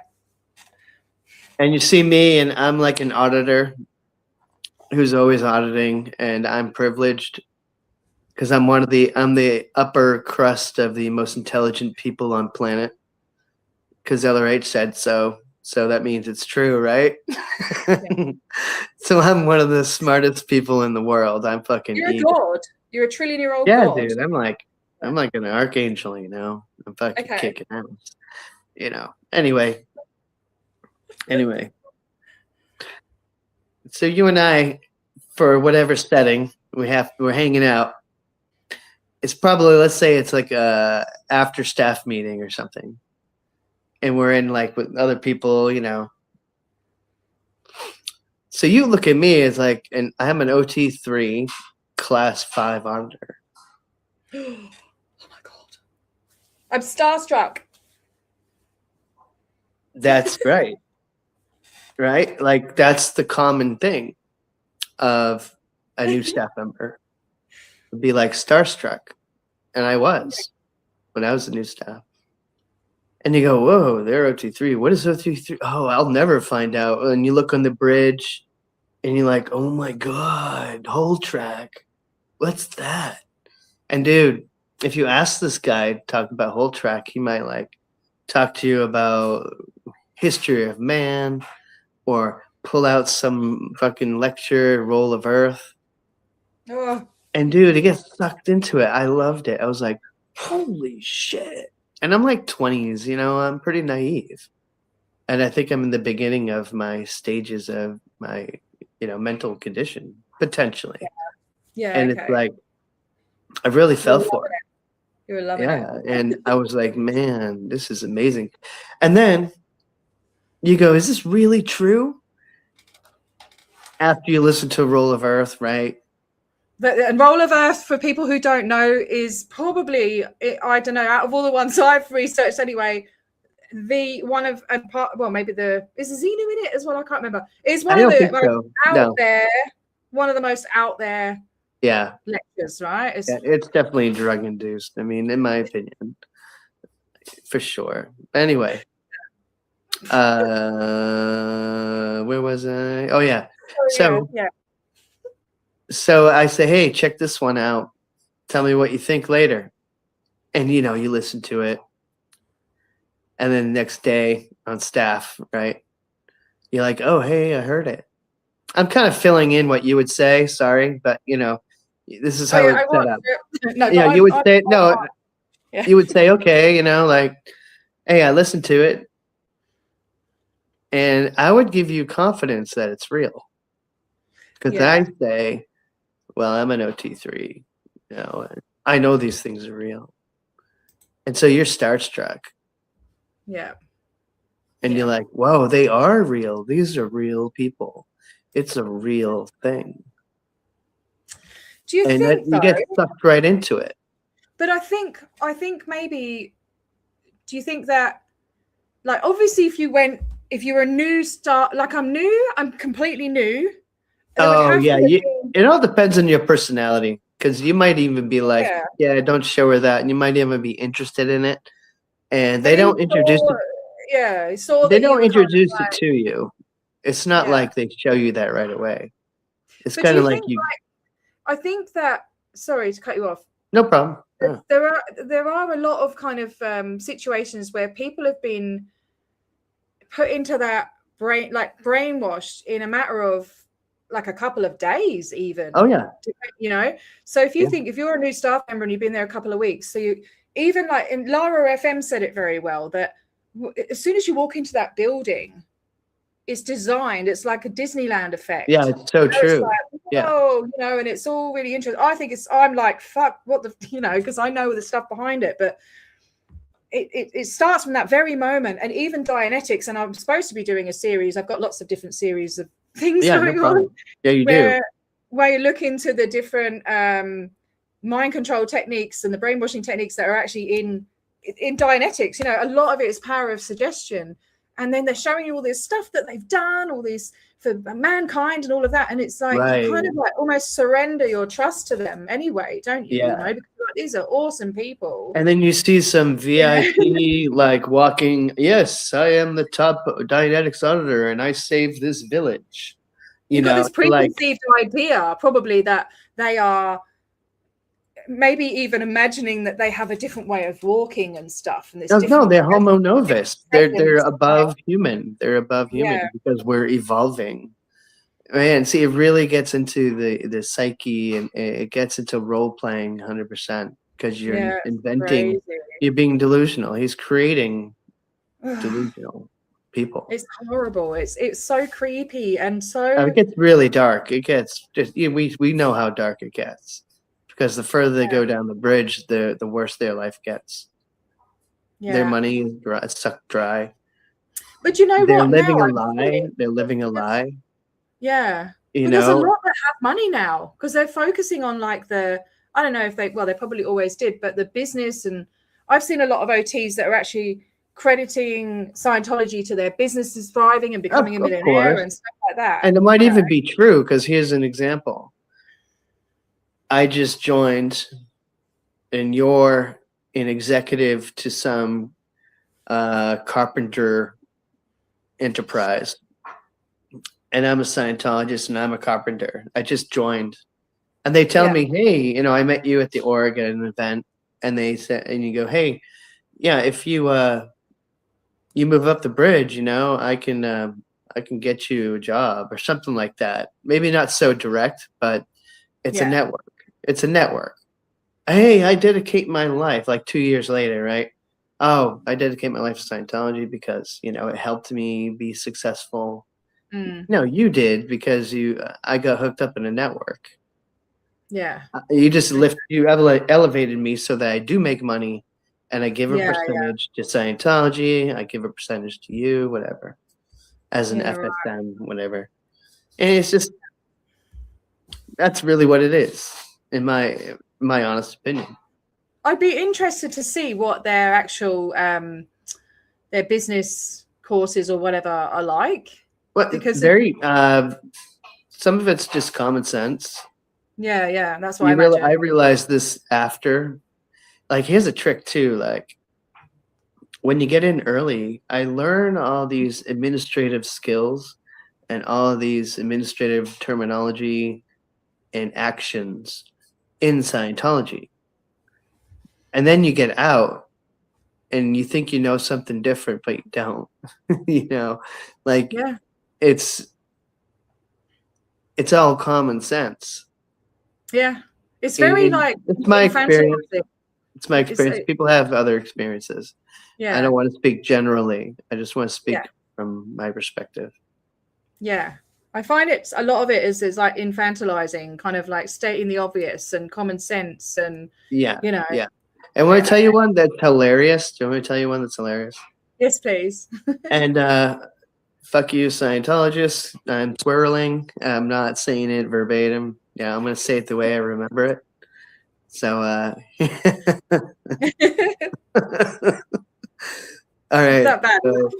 So he's like, this is like a big deal. And he even puts bold letters in some of the HCO policy letter. Breakthrough tech. Yeah, you probably know the one I'm talking about, or anyone listening knows what I'm talking about, if they know the reference. a powerful OT datum I discovered that if you know how something works, you can't be the adverse effect of it. So just like if you open up a can of peas or a can of vegetables, if you know how the can opener works, you can't be the effect of it. And that was kind of the extent of it. Like, if you know something, you can't be the effect of it. And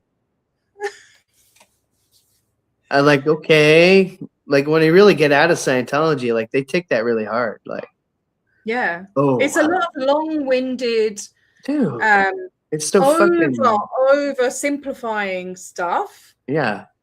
But making it sound like when you get out, yeah, and you just detach, and you get that like strictness off, like the strictness of keeping Scientology working and all that shit. Yeah, and you get that anxiety off, and you start to see like it's so fucking simple. Like nothing special.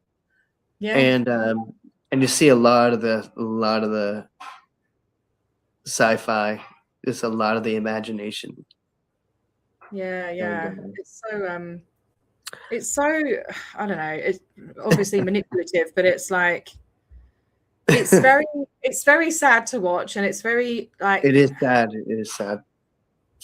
It's almost unbelievable to see that it's, you know, like when the first time I walked into the org, I was just like, fuck, this is actually real. Like these people believe this. And I as a massive skeptic, I don't believe in anything. I'm like, how does this happen? Like how, like, just feel like you can just go like, come on, snap out of it. But no, it's deeply, deeply embedded mind control, brainwashing. And it's very sad to see. I don't know if you saw my live, when I went to do pay respects to Lisa McPherson outside the Perth org. No, I did not see it. Sorry. Yeah, that's all right. So it was on a Friday night, and that's their graduation night. And this guy came bouncing out of the org with this big certificate, and I went, "Oh, what did you get?" You know, and I go up, and it was what was it? It was the Hubbard communication course. No, it was the INDOC. Okay, upper indoctrination course. Yeah. Yes, what is that? Well, I never got tech trained. Okay, I never got trained. Like I was not a good student, even then, even with all their study technology. I was a shitty student. I was a shitty student growing up. You know, it's just part of my condition. But it's like, if you try to make me study something, I'm not going to be good at it. If I want to know something, I can go manic about it. Yes, it's the hyper focus. Yeah. It's not like I'm just stupid. It's just a brain thing. I can't. I've never completed I find it extremely hard to study. I actually find I can't actually read books. I find it very hard to read a book. I agree. The audio ones, or I just keep reading the same thing over and I can read. No, that's true. No, it's like the highest grades I got in when the finish of high school was English language and English literature. You know, I can read. I'm not stupid. I just physically, mentally reading. I'm just like, woo. Yeah, you know? I get it. Yeah. And what? So the INDOC is part of. It's in the academy, and it's part of auditor training. Yeah, it's part of auditor training, and I think it is like. I mean, I feel stupid, but I think it's part of the TRs. Like it's a type of TR training routine where you have to like deal with another person and look at them and shit. But please don't quote me. I feel really stupid. I'll look it up. But it was just like if it's the upper indoc TRs, like if it has a title TR in it. I'll have to freeze. I'll have to get a freeze frame of it and see what it actually said because sure. I think it might have said TR. I've seen the course pack 100,000 times, I'm sure. I just never got trained in the tech area, so I don't have any experience with it. Yeah. Have I seen you? Yeah, there it is. Yeah. I know your picture. What is are you under a different name, DB? I'm sure you sound like you've been here before, and I'm wondering who you are because they put all the handles instead of the names. Mm-hmm. It's just really confusing. Yep, that is. Yeah, it's a TRs. and it's moving up the auditing training side. It's earlier in the stages too. But he's like this fully grown man, and he was like literally jumping around and going, "Yay, woohoo!" like that. And I'm like, "What did you get, mate?" And he said this, and I'm like, "Okay." And he's like, "Why are you here? What are you doing here?" And we said, "Well, we're holding a memorial for Lisa McPherson, who was killed by Scientology." And he was like, "Oh, must have been in America. Oh, I'm sorry to hear that, you know." And I'm like, hey, you know what though? That was fantastic because it's stuck. It's stuck with him. I don't know. He was in. No, I think it does. Like, because look, to see you and do that, like to have that, it's kind of hard to throw away in your mind. Like, it's not like he just heard you or just saw a text. No, he actually experienced it, and he was really excited. So he's going to remember you being there. Wait, what happened? Right. So it's because it gets better. Awesome. Oh wow. So because obviously he was in a state of euphoria, right? You get the course and you're like patted on the back, and it's like, you know, and one more step up the ridge. But so fuck, now I've lost what I was saying. So I said yes, it was America, but that doesn't matter, you know, like. There's actually literally hundreds of people that have died under the care of Scientology, and then I was like, "Fuck, I've got the list." And I said to my friend, "I said, pass me the list." And I got the big freaking roll. Oh my god! And I rolled it out in front of him, and I was like, "These are people from all around the world." But he was just like, "Oh well, you know." And I said, "But I got a bit emotional, got a bit angry because of his kind of like dismissal of somebody's life." Yeah. And I went. But what's true for you is true for you, mate, right? As long as you're all right. I went, as long as you're okay, yeah? I'm like, fucking great. Look, you got him good. Like, and when I say that, I mean, when I say you got him good, it means like it's stuck and it has a good effect. It's like a seed. You really put some seeds there.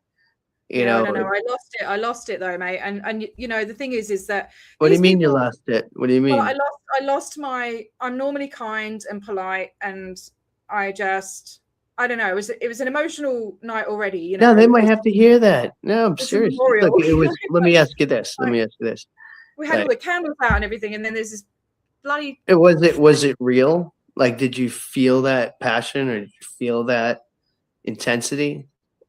Because it's not anger, you know, we're not talking about abuse or anything. We're talking about a real emotion about a real subject.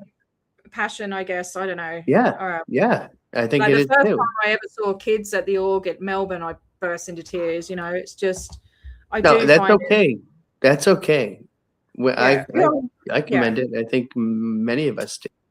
Real things that are real are the most impinging. People can feel if it's real. Yeah, you know, he was just in a zone, and what I no, said man, to him, you got him. It went over his head. Rolling that list out at to make a point of what you were talking about was just like, he's gonna be like, he wasn't listening though. He was just like, of course, no. You know why he's not listening? Because he did his upper induct TRs. That's why. I know he was in his upper induct TRs taught him how to not. Yeah. And I went, well done on getting yourself infantilized, mate. Well done. I went. It was actually that was a cool story. That was a cool story. No, it's not funny, you know, but yeah. So you know, I was not hard on myself. You know, I was trying to. When you're put on the spot, and you know, I wasn't expecting him to come bouncing out. Yeah. I don't know how to deal with that. So it's all a learning curve, isn't it? You know.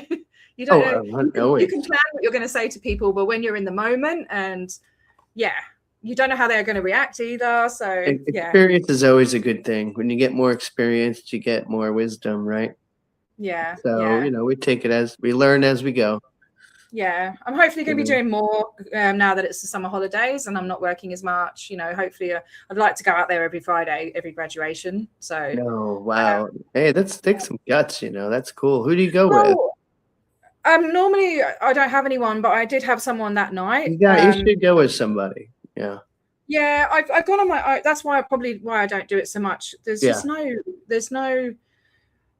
When I first started this channel, I was coming on every Friday, and it'd be a Voice Down Under. I had friends coming on and going live with me, a psychotherapist. I had Miriam Francis coming on, And you've got to keep up that regular weekly thing to gain interest and gain subscribers and gain awareness. And I just haven't been able to do that, you know.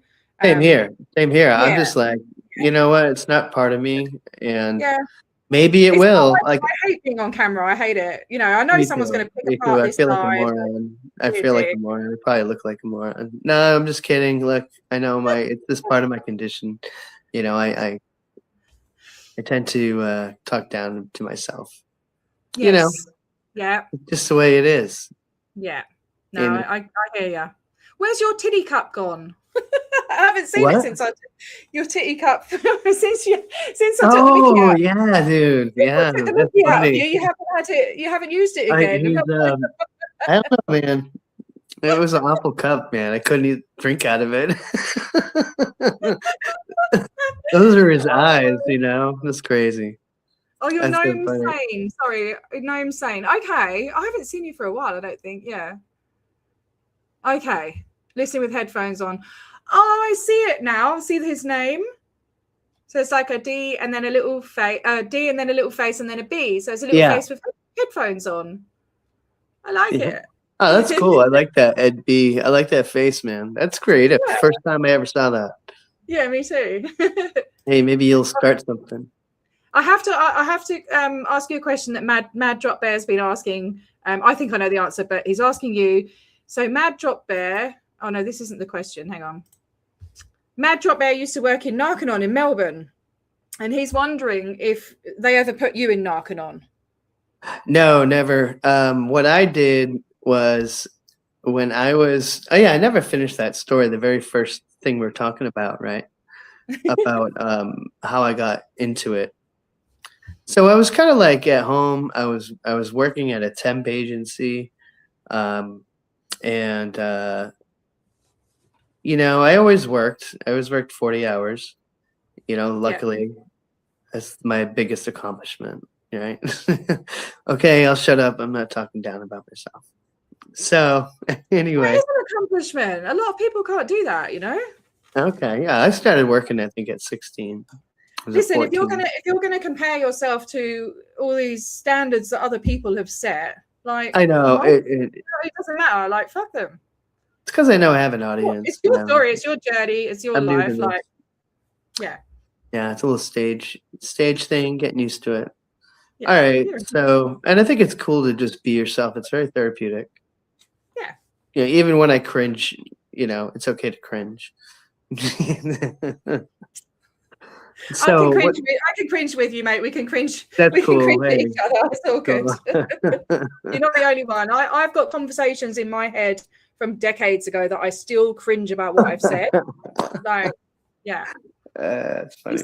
My channel is not, you know, I've got really lovely people in here, and you know that they're not judgy. And if judgy people come in, they can bugger off. You know? Yeah, I mean, it's, you know, I really don't care, but I do in a weird way. You know, like. Anyway, what was I talking about?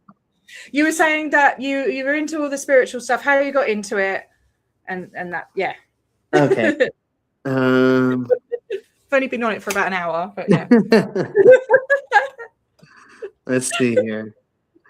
Shit. So the guy asked that question. Part of the question. Yeah. Oh, Narconon. He asked about Narconon. So what happened was I stopped hanging out with my friends, and you know, I was still smoking weed, you know.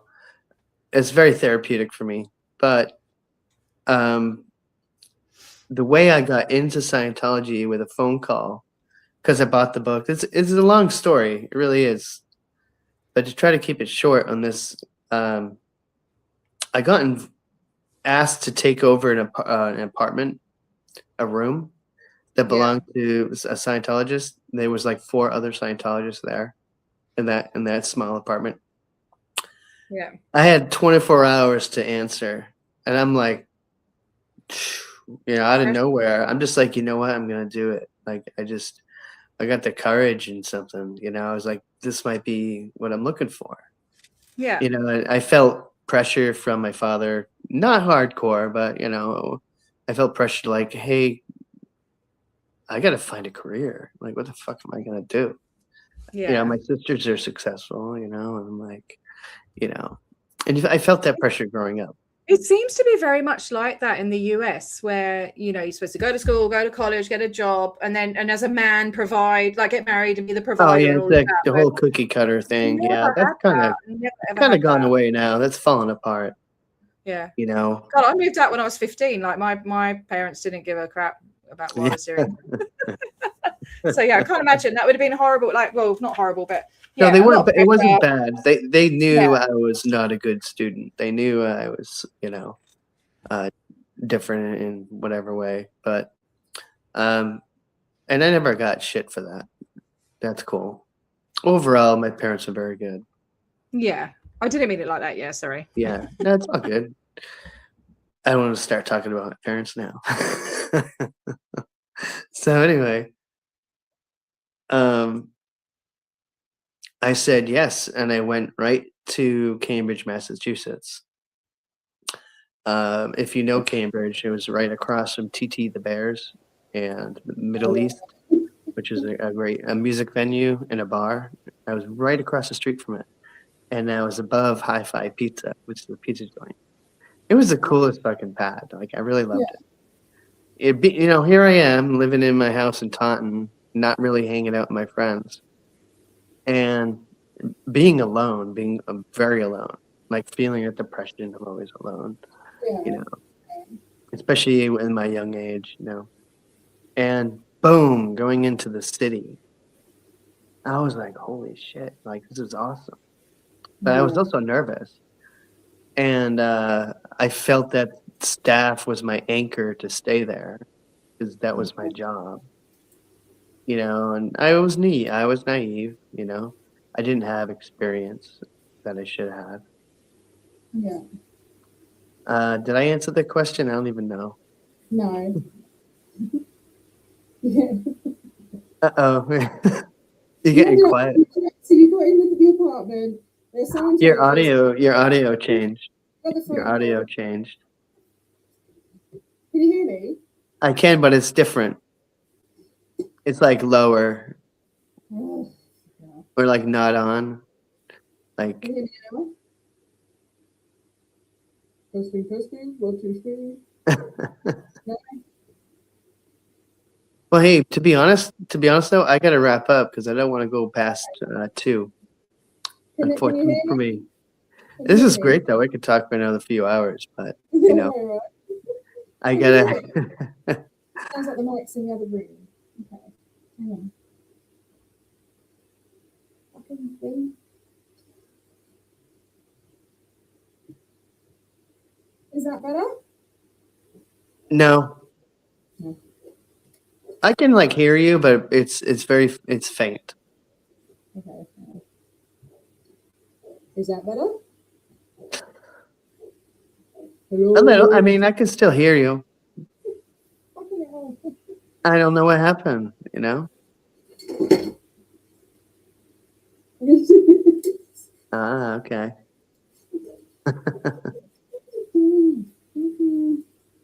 Oh, yeah. Hey, I wrap mine really nice because I use it every day.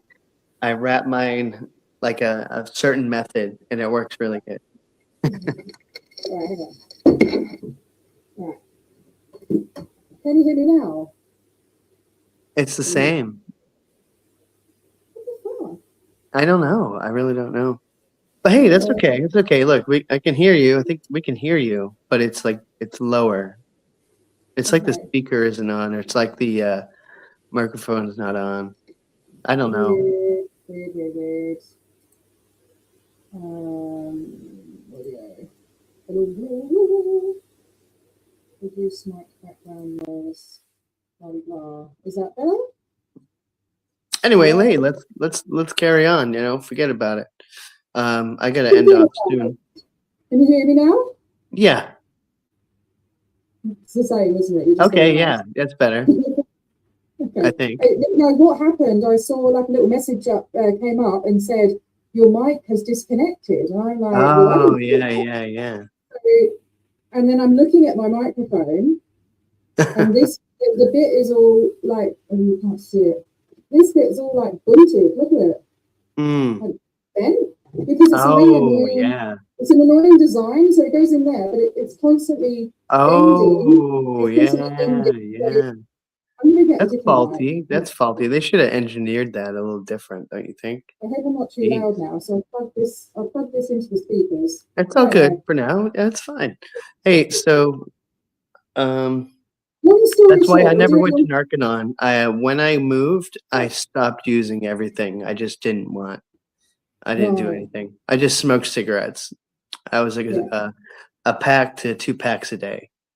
Yeah, because you're not supposed to do drugs, but you can smoke like Yeah, they all continually. smoke cigarettes like crazy. They drink coffee. Somebody on my TikTok said that L1 Hubbard, he never smoked. I'm like, oh no, you mental. No, Like, you you can't be a true Scientologist.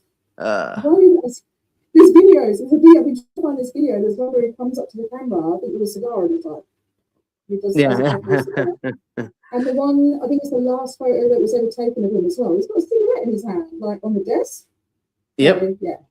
But yeah, so you weren't in Narconon, but you did end up in I charge just of the yeah, Purif. and I did the Purif like everyone else does.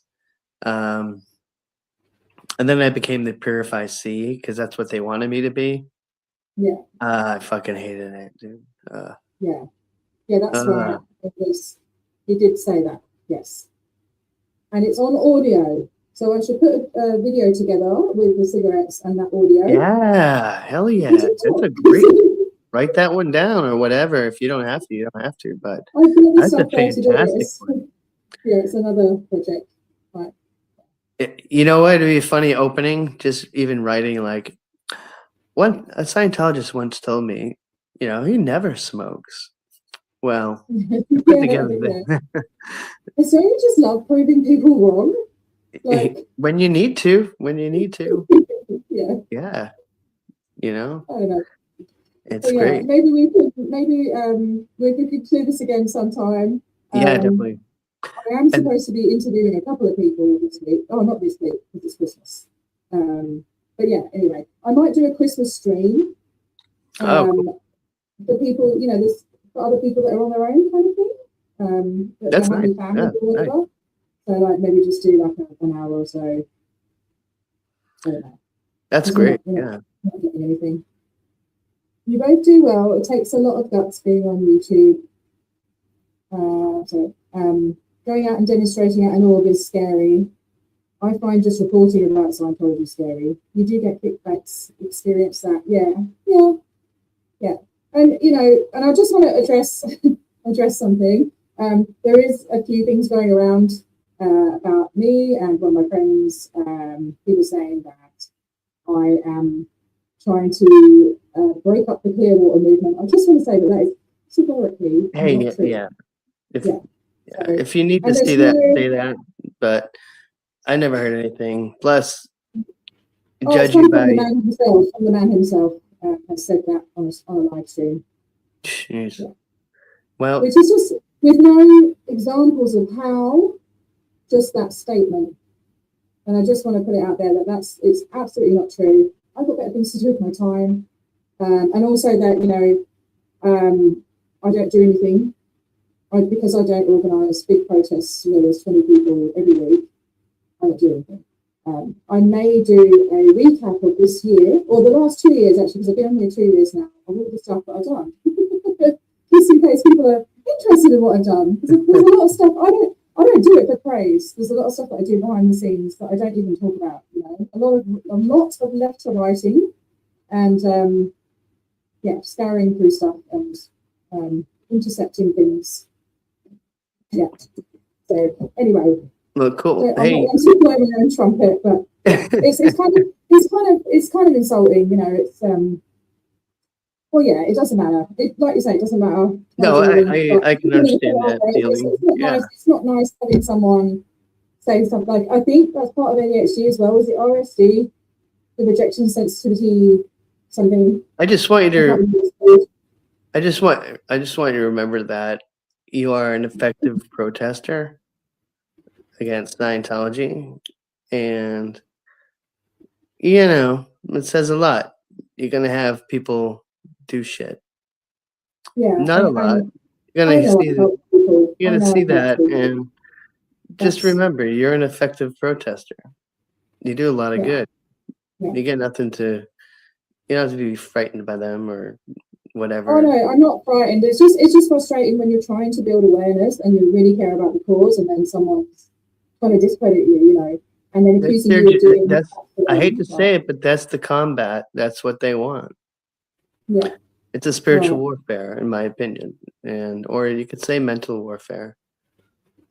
Trust in the Lord with all your heart, and do not lean on your own understanding. That's my In all favorite your song. ways- Is it? Yeah. In all your ways, acknowledge Him, and He will make straight your paths. It's great that you quoted that. I mean, you know, I'm not here to enforce spirituality, but that particular proverb is one of my favorites, because if you're like, is God real? But you're sincere about it. You're sincere about the question. You don't have to be sincere that He's real because you're questioning it. It's okay to question. It's okay to, but just be like, yeah, it's like, are you real? You know, and you can apply that proverb. Yeah. And it basically tells you a very simple formula of how to have contact with the Lord. It's not a difficult thing. It's not like you have to be an OT to do it. No, a fake OT. You can be the most common man. You can be a lowly man. You can be anybody in this world and have contact with the spiritual side of God. It's fucking weird, man. It's fucking weird. But and I think trust the first bit, like the first line, so trust in the Lord with your heart. It is, I guess, giving. That's a hard one to do because you got to surrender. Anyone. You got to surrender. But you know, but check this out. Like the way I do it, you can just be like having a conversation just like we are. Like the Lord knows. You see, he's omnipresent, which means like we're not going to know all the details. We don't know. Just like an ant doesn't know all the details of, you know, a fucking planet. You know, he's not going to understand that. It's too big. But there's aspects we do know. Yeah. And I say we to the people who have faith or who think like I do, you know. Yeah. All right. Listen, so I know you need to get to bed because it's what, is it 3 a.m. there? Yes, I think it's a great time. But can we Good, because you stopped me from going down this like whole thing, and thank you for doing that. But can you finish? Yeah, I can see. Can you finish off, please, if you don't mind? Because I really, really loved that. What do you call it? Haiku? No. The thing about the coins, the money thing. Can you say that one, please? Because I think. Is there anybody who's listening who can bring up that reference? It's a great one. What's it called? It's from the Bible, and it's a fantastic. Hang on, let me try and find it. You read it. Yeah, so and there's better detail in it. I just what is it? Hang on, I'll try and find it. Let's see. All right, I'm looking it up. Is it Matthew something? Maybe. Yeah, it could be. Is it are not 2 sparrows sold for a penny? No. Okay, we're here. Hold on. Ready? I got it. No, it's from Mark. Yeah. Mark 12. Okay, ready? Mark 12. Yeah, I got it. Have you got you want to read it? You want to read it? I don't know. Have you got it?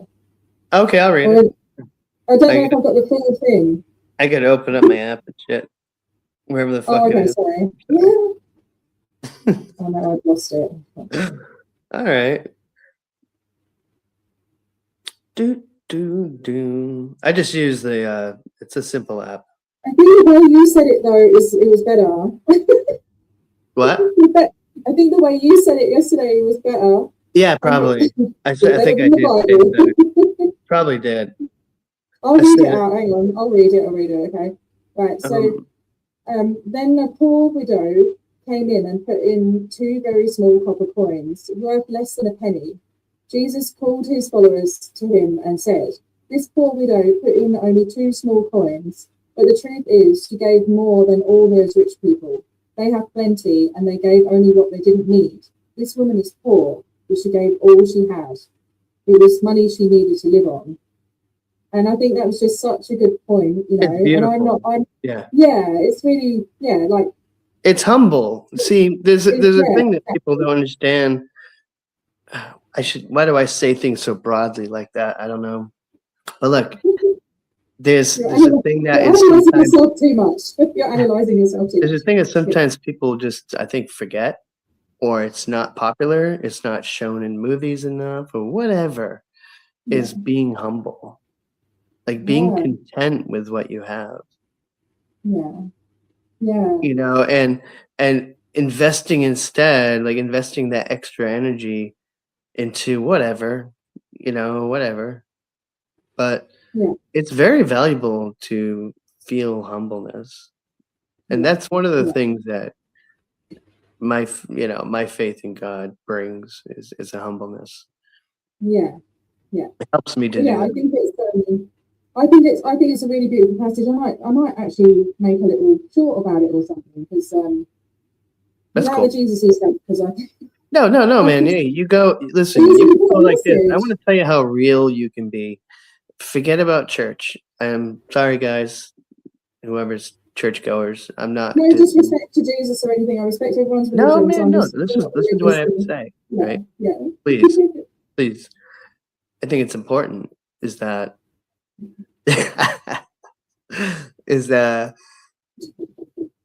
I'm going to give you an example. It's a little embarrassing, but I'm going to give you an example of how you can talk to God, or how you can talk to Jesus, or whatever. And this is coming from I'll role play, and this is coming from a person who doesn't have, a trust or faith in from experience, right? I'm still listening. Yep. So, and this is just little old me giving you an example. So, anybody could literally be like, especially if somebody wants to know or has a reach for it, but whatever. If you can just, the key is sincerity. I can sincerely say, God, I don't believe you exist. I can say, God, I would love for you to exist because it sounds pretty fucking cool, but I really don't think you do. But if you're being sincere and you feel like you're directing it towards him, even though you don't know if he's really there, like you feel that truthfulness coming from you, that's all you need. No, seriously, that's all you need. And then it just goes from there. It just goes from there. I wish I was spiritual, because like you say, when you kind of let go of it and then you miss it and you've got it back, and it's fulfilling. And like, I think being content as well is like such, I think that really it's the ultimate. We live in it. Is to be content, isn't it? It's not promoted, because if people are content, they're not going to buy things. They're not going to get the latest shit. I don't know. It goes deeper than that. But when you personally can feel a sense of humbleness, not holding yourself up high all the time, like you're above anybody, and studying what being humble really is. What does it feel like? It's nice. It's really nice. I think it's nice. I think it's a nice feeling. Definitely. And so you can just talk straight up. Attention. I've been told that I saw a lovely comment the other day that I have blue hair for attention. It's as simple as this. It's my favorite color. I love you. I used to have red hair. Like, I don't do it for attention. I don't need to. I don't go out anywhere for anyone to see it. And I'm happy, like. The hardest part, though. The hardest part when it comes to like faith, for me. I think it goes for a lot of people, maybe, but those with who have a condition. I've read all about it. After I go, what do people with schizoaffective in religion or beliefs? They have an issue with it, and I have to acknowledge that. I have to say, okay, but then I just kind of say, you know what though, like I know what I know, and well, I experienced not know what I know, but it's like I experienced what I experienced, and I adopted.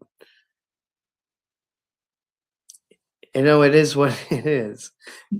Yeah, I think it's really wild. It's a really wild thing. I Yeah, I think you're very self-aware, which is, if you're self-aware and you're keeping yourself in check or whatever, like I think maybe that's what people might worry about.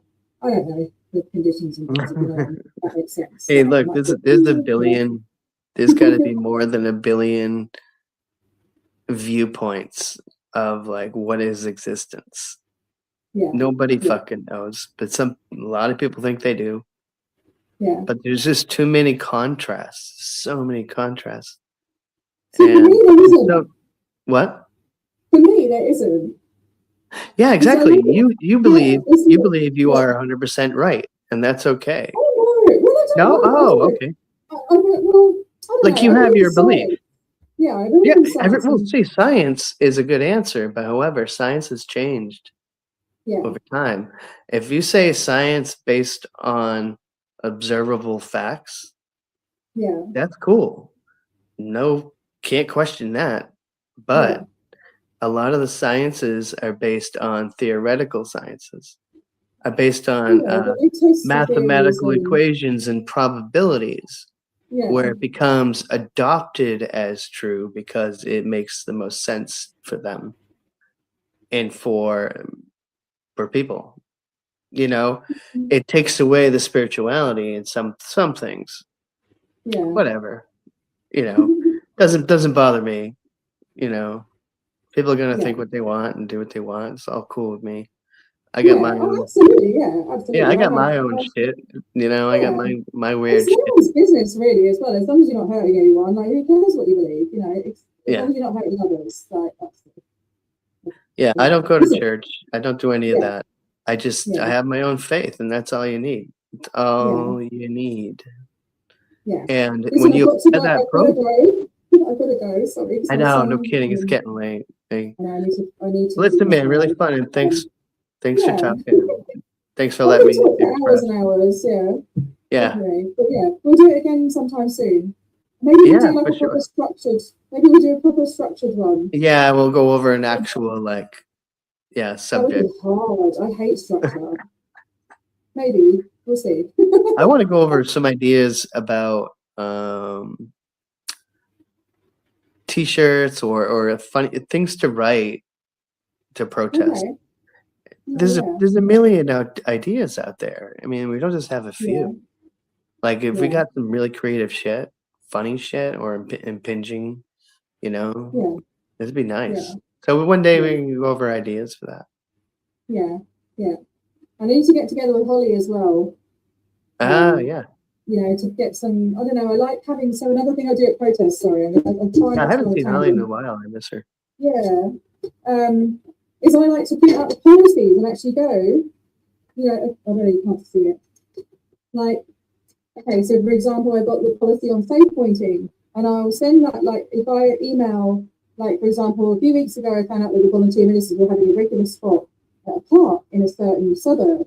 So I'll write to the mayor, do a big long email, and I'll include the safe pointing policy, the public image policy, and the Department of Government Affairs. So, just to show what their motive is, what Hubbard's ideas were about infiltrating the government. You know what I mean? That's pretty awesome work. I mean, that's pretty good.